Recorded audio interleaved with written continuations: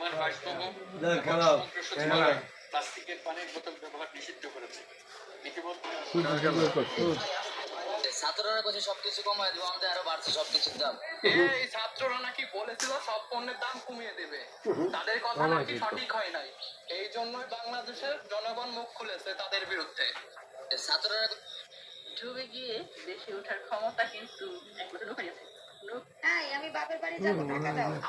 বাংলাদেশের সবচাইতে আধুনিক পরিষ্কার পরিচ্ছন্ন জায়গা হচ্ছে এটা হলো ঢাকা পূর্বাঞ্চল। এখানে মানুষ বিকাল থেকে মধ্যরাত পর্যন্ত ঘুরতে আসে। জায়গাটা খুব সুন্দর।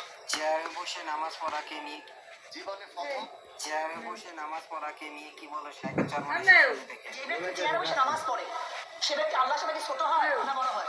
আমাকে মনে হচ্ছে যে ব্যক্তি বড় সাথে চেয়ারে বসে আর যে ছোট সে নিচে বসে, তো একজন আবেগ নামাজের সময় চেয়ারে বসে কিভাবে আমাকে বলেন তো? চেয়ারে বসে নামাজ পড়াকে নিয়ে কি বলে সাইকেল চালানো শেষ যে ব্যক্তি চেয়ারে বসে আমি ইসকা গেলে এটা দিলাম গা। আমি আমাদের দিয়ে ইসকা বান্ডি সুতা দিয়ে আটকে দিলে মনে থাকতো, বান্ডি সুতা দিয়ে ফেস দিয়ে দিলে। হ্যাঁ লাগুর পান না চেয়ার উঠে নেন 4-5টা না, এটা তো বাড়িটার দরকার নেই, কিন্তু 2-3টা চেয়ার একসাথে দিলে হয়ে যাবে।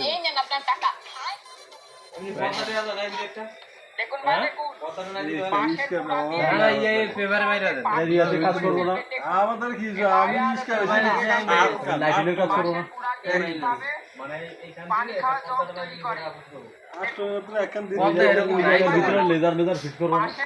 আপনি বড়টা আগে বাদ দেন, ছোটগুলো আপনি যে চেয়ার লন 2-3টা চেয়ার লন।